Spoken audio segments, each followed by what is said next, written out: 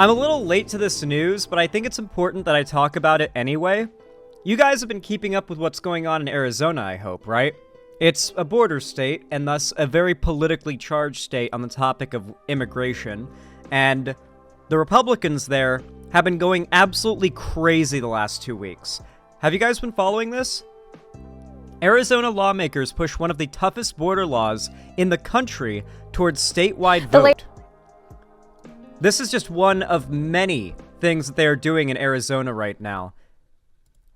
Mind you, Arizona, the same state that just tried to codify a law that is literally pre-Civil War era, I believe, on abortion, mind you. You guys remember that? That got shot down in court, thankfully, but they almost codified a Civil War era anti-abortion law that was only made specifically to, like, allow for the prosecution of, like, traveling snake oil salesmen who would, like, give unsafe, like, rusty coat hanger abortions, like, for their own profit and didn't care if their patient survived. Like, literally 1800s shit. Like, the law just doesn't apply today for anything other than, like, just being awful, right? Latest border crackdown proposed by Republicans in Arizona could reignite another SB 1070 style showdown with the federal government. Bram Resnick reports. Senate President Warren Peterson wanted to make one thing clear about Republicans' Secure the Border Act. There's no room in your story to spend for racial profiling. Peterson cited Yavapai County Sheriff David Rhodes' statement that law enforcement officers would need evidence of an illegal border crossing before. Hilariously, though, they won't be able to get this passed. And do you want to know why? This has already been getting blocked in Arizona's courts by Republicans for the same reason that the biggest border security funding bill in history that was propagated by Biden and the Democrats wasn't approved by the Republicans. Because the Republicans refuse to actually solve any of their wedge issues that they have convinced their voter bases are a problem before they've been elected. They need these things like immigration to at least look like a huge problem on election day so people see a reason to vote for Trump. As Mitt Romney said, and as many more Republicans have said, they are not going to allow Biden to take credit for quote-unquote solving the border crisis. Before making an arrest. Somebody said, oh, well, does that mean a police officer in Gilbert is going to ask you for your papers? No, that's not what that means. Rhodes said Arizona's southern border counties would bear the brunt of arresting undocumented immigrants, but the bill doesn't limit. Do you guys remember when this wall was supposed to be like a 100-foot tall solid rebar and concrete, like, behemoth? Who remembers that? The wall just got 10 feet taller.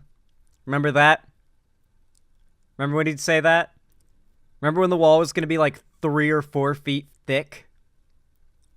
And it's just this, like, now rusty. Like, I can't wait for this thing to start falling over. It's got so much surface. They had to, like, make it into bars so the wind wouldn't knock it over.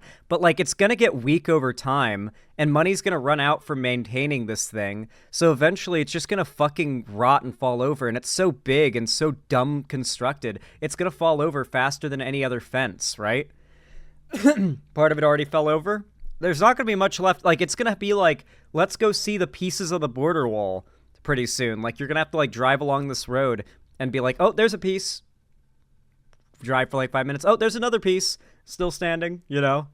Like, that's what it's going to be in, like, not too long, like a couple decades if it's already this eroded. Enforcement, and no one could say how much that would cost. How are we going to do these things? And there's not a lot of answers at the moment. It's an unfunded proposal that the police departments will have to deal with in a situation where they're already short on money. Attorney Daniel Ortega fought. I have a hard time believing that. I have a really hard time believing anyone who even tries to suggest to me that a police department is low on funding. No. Not in America, they aren't. SB 1070, the so-called Show Your Papers law that energized. And to be clear, a police department being low on funding is not when they can't afford a tank, okay? A police department is not low on funding just because they can't afford armored vehicles. That is not what I qualify as low on funding, personally. A generation of Latino activists. I'm not as emotional this time as I was 14 years ago, but I'm angrier because I thought we put that behind us. In addition to giving Arizona police the power to enforce federal immigration laws, the ballot referral would mandate broader immigration checks for people seeking jobs or government benefits. Also, tougher sentences for fentanyl-related deaths. Democratic Governor Katie Hobbs said in a statement, What the fuck does fentanyl have to do with this? Is fentanyl coming up from the southern border? I thought fentanyl is a, like a narcotic, isn't it? Like, isn't it produced by a large, like produced and prescribed? Or I guess probably not anymore. Maybe I'm thinking ketamine. Might be mixing up ketamine and fentanyl. My bad.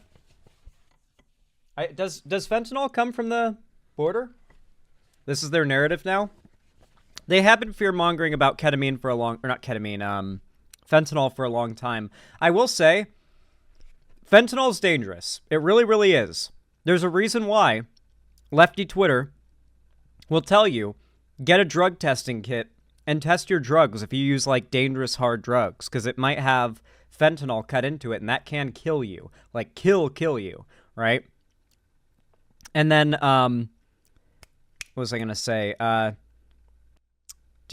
on the other hand, I talked to somebody who, like, they were my landlord at my old place, and I was riding in the car with them somewhere, just because they were giving me a ride somewhere. Very friendly thing to do. And he told me this story about something that happened to his daughter, where his daughter's car got stolen, and then they found the car, but it tested, like, somewhere in the seats or the upholstery or on the leather, like dash or something, it tested positive for fentanyl, which meant they had to destroy the entire car, no salvaging it. You couldn't detail it, clean it, or anything. He said, and I quote, "It's like it's radioactive." I don't believe that fentanyl is truly that dangerous. I'm pretty sure a good detailing will handle enough, like, whatever amount of fentanyl could be present in the car that could get on you or whatever, or get inhaled and cause you to get high. I'm pretty sure you don't need to literally destroy the car like a meth house. Like, what?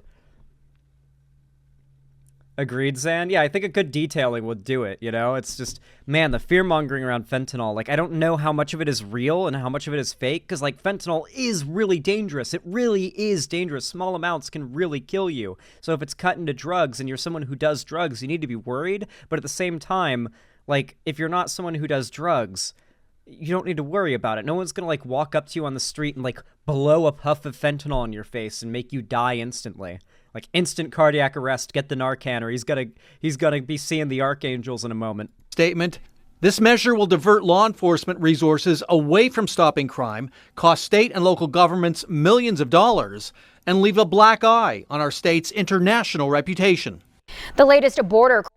Why do folks cut it into drugs? My understanding is that fentanyl, when cut into narcotics, or particular narcotics like downers, it's supposed to feel really strong. Like if you're not someone who knows drugs, you could do like heroin with fentanyl in it. That's right. It would be mixed with heroin. Like, it's a downer, I believe. It's really cheap, and if you mix them together, you can convince someone that, like, a very small amount of, like, good heroin is actually a large quantity and concentrated good heroin, but it's really just an ODing inducing amount of fentanyl mixed in, which allows, like, a cheap drug dealer to make more money. It's why people cut things into drugs, is so cheap drug dealers can trick you into buying more volume or buying more volume or less volume, but tricking you into thinking it's more volume for more money. So you're really buying less volume for more money, but you think you're buying more volume, maybe for less money. They might even think they're giving you. You might even think they're giving you a discount. Yeah. So there's definitely a concern there, but a reminder once again, when it comes to the topic of immigration, the vast majority of illegal immigrants in this country did not cross the border to get here. They did not illegally cross a border to get here. They were legally given a work visa a visitor visa, whatever it may be, a school visa, and then once it expired, they just didn't leave. You guys know that you can do that, right? Like you come to America on a work visa, and then like when that expires, you can just not leave, and if ICE doesn't get you, then you're just here. The majority of illegal immigrants are doing that. That is what they're doing. The problem is the right wants to fearmonger about literal caravans invading from the south. Do you remember that? It's been about 3 years now. You guys think that caravan has made it to the Mexican-American border yet? Like that multi-hundred million person caravan that was going to invade America? Has that made it here yet? It's been years. You think they'd make it here, right? Like, it's been so long.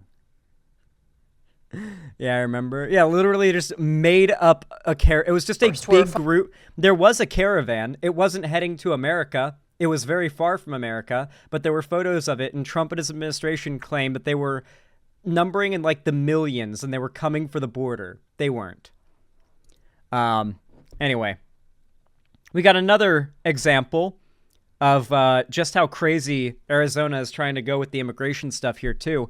New rule aims to speed up removal of limited group of migrants who don't qualify for asylum. Following up on a story we've been covering for you all week, the government could soon speed up the process for deciding some asylum claims. And now you can weigh in on their plans. ABC 15's Lillian Donahue is breaking down what could be changing and how that will impact the flow of migrants at our southern border. Here's a very basic view of the asylum system right now. When someone makes an asylum claim at the border, they undergo the initial screen and immigration officers interview for credible fear. If someone... Now remember, claiming asylum and like going through the immigration process are not necessarily the same thing, though claiming asylum is part of the immigration process. When we think about immigration, we typically think about either people that are coming for like a temporary stay for a purpose or to like outright move and live here. While asylum seekers are more of like a temp status, like quick apply, hope like much higher chance of a quick approval, get screened, and hopefully you're allowed to get into the country, specifically because you can give a good case that like if you're not let in, you're literally going to die. Like to give the case that you are basically someone pounding on the door of a house in a zombie apocalypse, and if they don't let you in, you're going to get eaten alive. Like you have to kind of prove that's the situation you're in and you may be let in. That's asylum seekers. passes that and other background checks, they'll then get a court date, sometimes years away, before an ultimate decision by a judge. Now, here's the proposed change. During the initial screening, officers could decide if someone is denied here during that initial interview due to a criminal history. ABC 15 has recently brought you stories across Arizona's border, introducing you to the people claiming asylum. If you ever wonder, like, how strict is our system for allowing people into the country, even among illegal immigrants, and certainly among non-illegal immigrants, the rate, and even if we're just selecting for South American immigrants too, because I know that like Nazis would say, well, that might be getting weighed by non-brown immigrants or something like that, because Nazis love to find a way to like pick apart stats. But like even if you're just selecting for immigration south of the Mexican-American border, our immigration system is so strict that the vast majority, like the crime rate among immigrants that came from south of the Mexican-American border is lower than that of native-born white people. So, like, South Americans who immigrated here from south of the border statistically commit less crime than native-born white people here in America. The argument that they're bringing crime is just not, it's not real. In fact, what they're bringing is economic prosperity when you look at the economic impact of bringing in immigrants, illegal and illegal, because people, working people, are a massive resource, especially what we call low-skill labor, though I don't like that term. It is how it's typically referred to. That low-skilled labor is not very popular here in America right now. Like American-born citizens, like that low-skill, like non-high school graduate labor is not popular. People, like, even in really big job shortages, do not take or apply for those jobs. Immigrants do. Immigrants do, and they are like the backbone of that entire sector of the economy. Like, if they go, our economy might actually collapse. Genuinely, I'm not joking. in the U.S. Months after a surge in migrants, the Biden administration proposed a change to the asylum process Thursday, expediting decisions on people who have criminal records or pose security risks during an initial interview with officers rather than waiting for a judge. They're trying to streamline the system, make it more efficient, and of course, deter people. Lynn Marcus with U of A's Immigration Law Clinic says questions still remain on how the sped up process might impact people with nuanced stories, like those forced against their will to help criminals in the past. The more you're allowed to consider in that screening process. Yeah, to be fair, you're basically the idea of that, like, you're expected to be a completely clean record when coming from fucking like South America, Central America, and Mexico. Like, that's pretty delusional, you know? It's like saying you're only allowed to be let out of prison if while you're in prison you don't commit any more crime. That's literally impossible. Because, like, literally not being a snitch, which is how you stay alive in prison, is breaking the law. You're not, like, not reporting crime taking place in your prison, like, that you're in, to the guards, the COs, and the police is literally illegal. You are breaking the law. If you're found out to have not reported that, you can be charged. Just like if you witness a murder and you don't tell anyone about it. On the outside. Same thing applies. What's legal on the outside is still legal on the inside. So, I don't know. It's just like, that this argument, like, oh yeah, you're coming from Mexico or Central or South America. You better not have done anything criminal ever under any circumstances. Absolutely no compromises. It's like, man, what if like I stole an apple, you know? Like, what if I was like, for the first 10 years of my life, I was living that Aladdin life, you know, just like stealing bread and parkouring across rooftops to survive. Like, does that mean I shouldn't be allowed to be brought into it? America literally wouldn't allow Aladdin in. Like, especially not under Trump, but like this, like literally Aladdin wouldn't be allowed to immigrate to America because he's stolen for survival. Like, you get what I mean, right? It's just the idea that you have to be squeaky clean to be let in on asylum, even when you're an asylum seeker.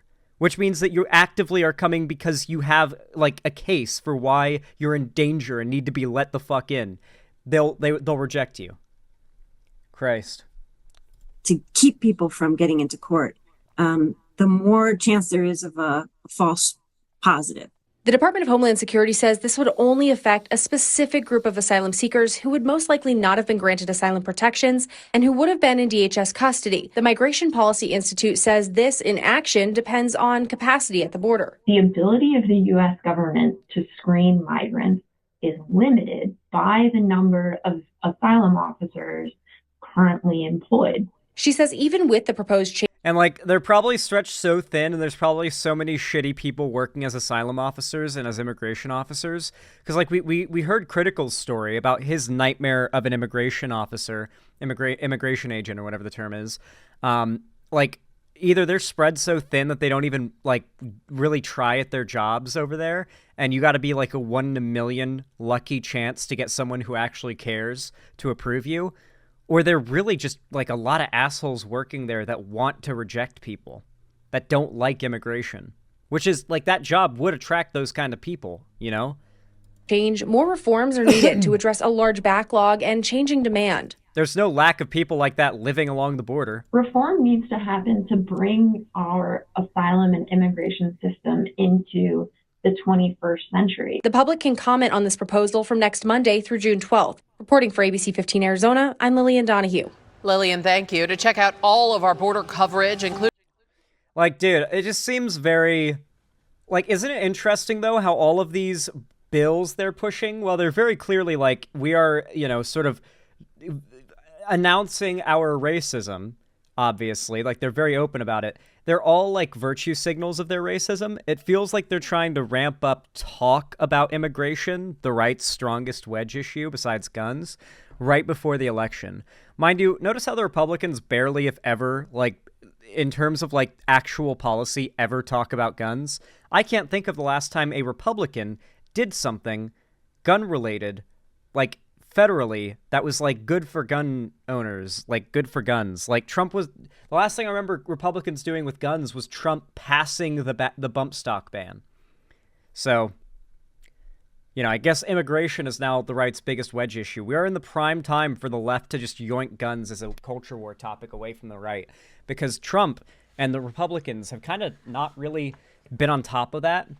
But the right still, like the right-wing voters still love guns, like more than ever right now, I would say. So who knows? Maybe we could see a switch around here. Arizona GOP attempting to add measure to ballot on immigration. Oh, wait, hold on. Senate hearing held for bill to make illegal immigration a state crime. Dude. This is all in the last 2 weeks. What the fuck is happening in Arizona? They're going crazy. And she still isn't in favor of it. The Senate committee is the first step in the process of getting this bill on the ballot come November and bypassing Governor Katie Hobbs' approval altogether.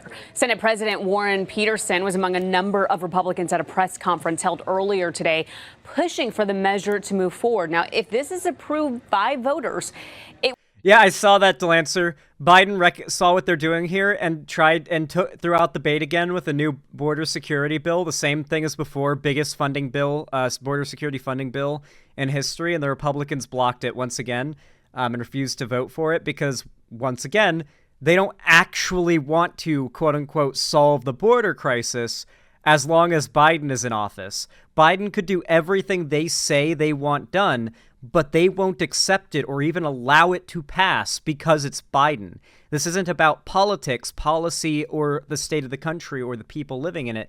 It's about what guy is sitting in the Oval Office, what guy who they have been, you know, investing so much loyalty to will be sitting in that place of power eventually, where they can potentially trickle down some of that power and benefits from him.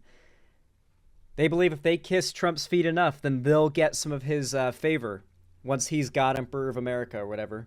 it would be a state crime for anyone to cross the border illegally. The proposal is modeled after a Texas bill that gives local police the power to enforce federal immigration laws. That bill is on hold while the courts decide if it's constitutionally sound. Won't that backfire on them? It really depends on how much faith you have in the American people. Will the American people even know that Biden almost, like, quote-unquote, solved the border crisis, as Republicans say they should, but the Republicans said no, and they said they won't allow it because they don't want Biden to do? Like, it seems like that would backfire on them, especially since it's knowledge that you can very easily find that they did this, like admitting that they did this, but how many people actually know about it? And even if they did find out, how many people remember when they go to vote? Now, despite the challenges that it may face in Texas, state Republicans say the decision belongs in the hands of the voters. We are putting border security policy to the voters. The voters are going to get the opportunity to decide border security issues and safety. Oh my God, look at this guy, this fucking ghoul.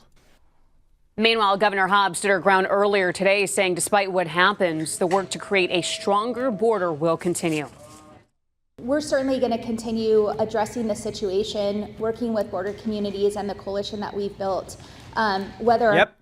They're denying it, but just as the Lancer said, part of this border bill will allow cops to ask anyone to provide paperwork to prove they're an American citizen. So they're literally passing papers, please laws in Arizona, or they're trying to pass a papers, please law, among all these other things we've been covering. Or not this ballot measure. This is all just what they've been doing in the last 2 weeks, by the way. Makes it, whether or not this measure makes it to the ballot or not. And when asked if a lawsuit was imminent if this measure passes, Hobbs said she was not going to speak on hypotheticals, but she did add there are constitutional concerns around the measure. Now, if it does in fact... Oh my God, the gamer god just perfectly summarized how the average American voter will react to this information. The gas prices are literally more important than anything. I'll vote for anyone who'd lower gas prices. Don't care what else happens. Entire world can end. Not my problem. Cheap gas is more important. So true. Like, if gas gets to $10 a gallon, we go full Nazi Germany too. We become the Fourth Reich. Like, the American people will, like psychically resurrect Hitler to become our new president because gas prices got too high. Like, it's just, we become, like, Americans just become Hitler when gas prices get high enough. It's just how it works.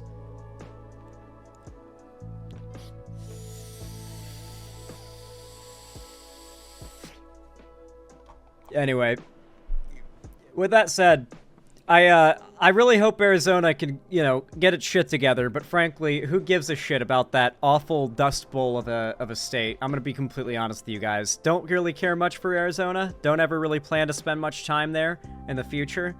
Don't care if Arizonans get offended at anything I say about the state.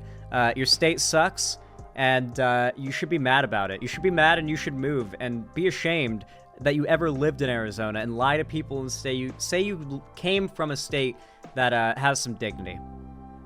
Me and One Piece 34 Arizonans, we've got to get you out of there. We got to get you out of there. Wait, as a matter of fact, hold on. You know what's hilarious? Hitler is actually more based than Arizonans on this.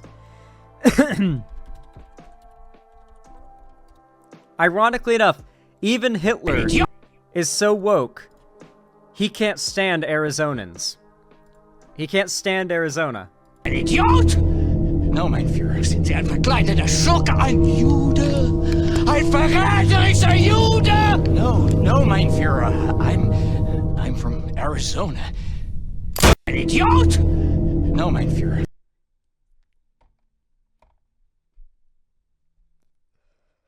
We gotta play the Wolfenstein games on stream so much. We gotta play these games on stream.